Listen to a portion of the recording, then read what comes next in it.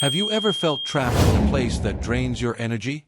Where every word was poison and every glance a trap? The truth is, running away is not always cowardice.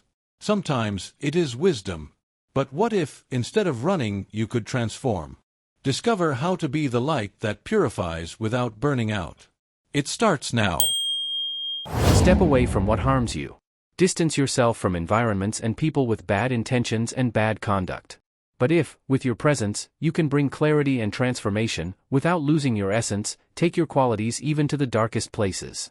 Just as light illuminates a decaying place and can even purify it without being contaminated, be the vibrant manifestation of your belief, illuminating and delivering help wherever it is needed. It's not about saving the world, but about not letting the world put out your flame. And today, Apollo will show us how an ordinary man did exactly that. He turned his pain into a beacon. Hear the story. Tobias, 32, stood before the mirror in a public bus station bathroom. The man looking back at him seemed like a stranger. The deep, sad eyes, the unshaven beard, the worn-out clothes, and the defeated look formed a portrait of desolation. He could barely recognize that reflection. It was as if life had been ripped from him, as if everything he once was had dissipated. A year earlier, he had been a successful man, owner of a small printing shop, married to Clara, and expecting the arrival of their first child.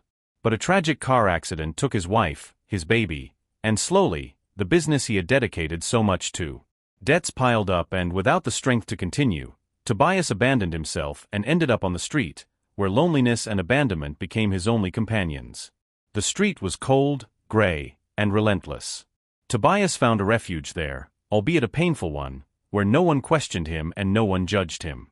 He got used to the solitude, to the absence of expectations, but something inside him still cried out for change, for meaning. Every night, the sound of screams, the smell of all sorts, in addition to alcohol and despair, filled the air. It was a place where misery seemed to spread like a shadow, covering everything around. But in the midst of all this, something could still emerge: hope.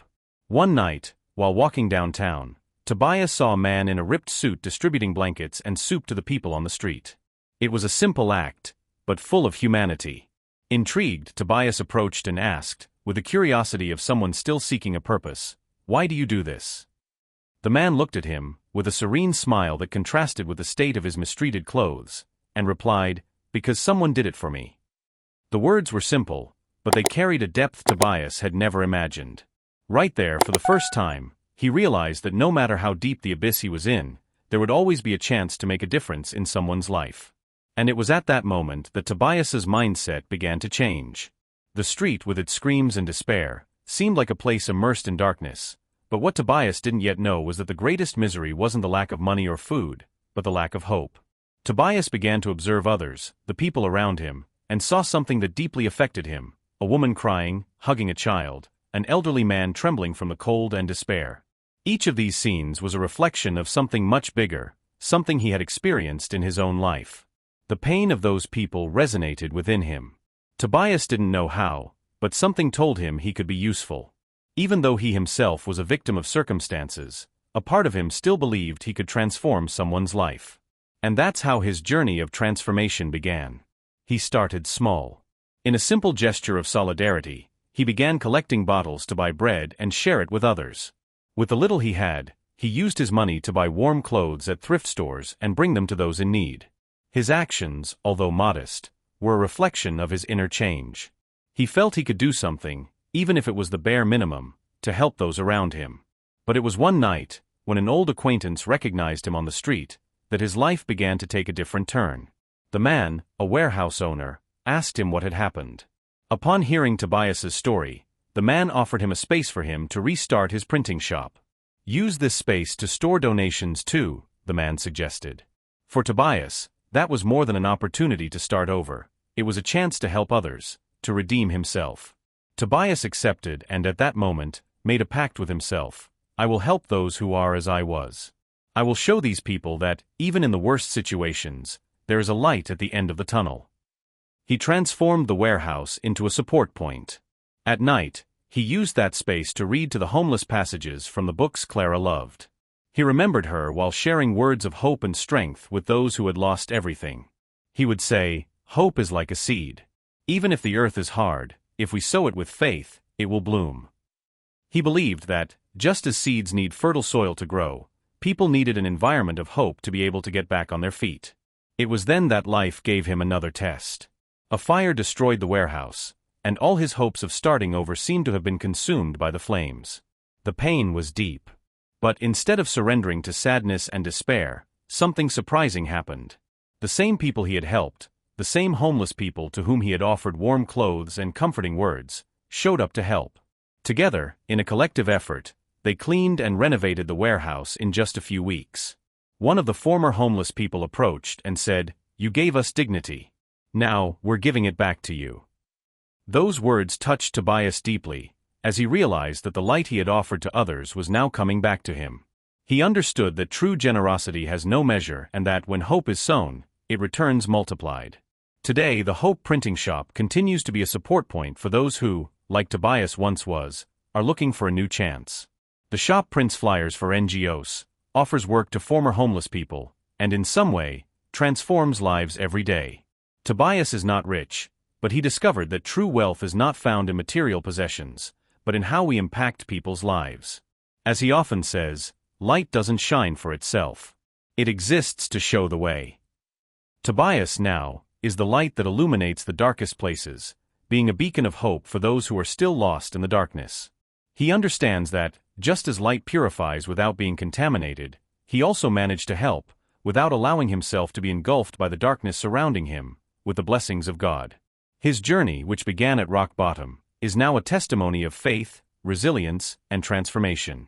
He became the vibrant manifestation of his belief in the Lord, taking his light to the most difficult places and showing that, even in the darkest situations, it is possible to sow hope, restore dignity, and make a difference in the lives of others. No matter how dark the place is, the light we carry can purify and transform. And just like Tobias, we can rise from the ashes and bring hope, not only to others, but to ourselves. And in doing so, he also rewrote his own story. Tobias's story teaches us that, even in the most difficult moments, the light of the Lord can illuminate the most varied paths. True transformation begins within us, and, when we manage to distance ourselves from everything that harms us, we can even be the change the world needs. Let's look at 3 passages that corroborate the story above. In the first passage, Matthew chapter 5, verses 14 to 16, "You are the light of the world." Jesus didn't say, "Be light," but, "You are." Tobias didn't choose to be a beacon, he simply let his light shine where he was. The passage doesn't speak of grandeur, but of authenticity. A lit candle in a dark room already makes a difference. Just like Tobias, we don't need spotlights to illuminate. We just need not to hide our flame.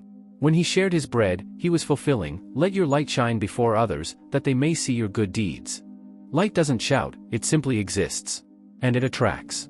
In the second passage we find in Isaiah chapter 58, verse 10, "If you pour yourself out for the hungry," the prophet doesn't ask for $1,000,000 donations, but concrete action, "Satisfy the afflicted." Tobias didn't have resources, but he had hands and a willing heart. The Bible doesn't glorify empty charity, but the justice that restores.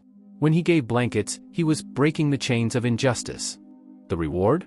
Not in heaven, but on earth, the community that supported him back.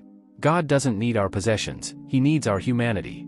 And we find in the third something very important that says in 1 Peter chapter 4, verse 10, "Each of you should use whatever gift you have received to serve others." Tobias thought his gift was printing flyers.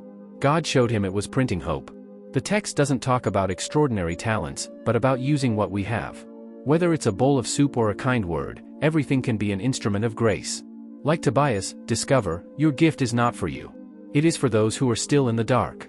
Now listen, Apollo invites us to reflect. What happens when we choose to be light, even in the middle of the storm? The answer can change everything. Tobias ran the great risk of sinking into self-pity.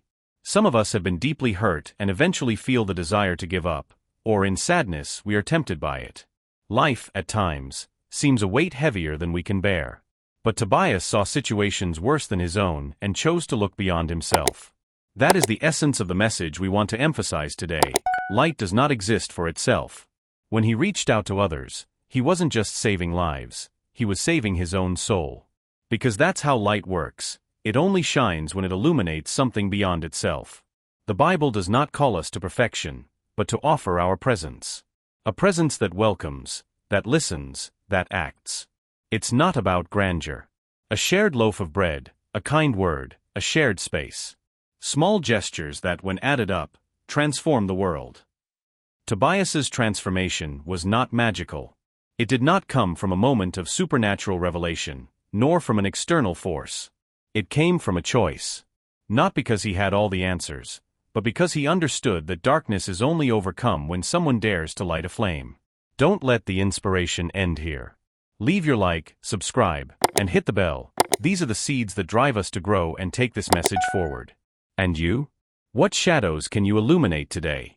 Maybe it's a coworker who needs an attentive ear, a family member who needs a hug, a stranger who needs a smile. Tobias's story is a reminder that our scars are not signs of weakness, but of resilience, and that marks can be capable of making us see the pain of others. Sometimes, we think we need grand gestures to change the world. But the truth is that the world changes when each one of us does a small part. A coffee offered to someone who is cold. A message of support to someone who is discouraged. A minute of your time to listen to someone who needs to be seen. Small actions can generate big impacts. In the description below, we leave material on how sociology portrays these behaviors of Tobias. They help apply these principles in your daily life. Together, we are building a community that thinks strong and acts with purpose. If this story has ignited something in you, there is another video on the screen now that will show you how to turn your capabilities or fears into motivation. It's not about ignoring the difficulties, but about facing them with the certainty that you are capable of more. Thank you for being part of this journey. Remember, your light is needed. We'll see you in the next video. Until soon.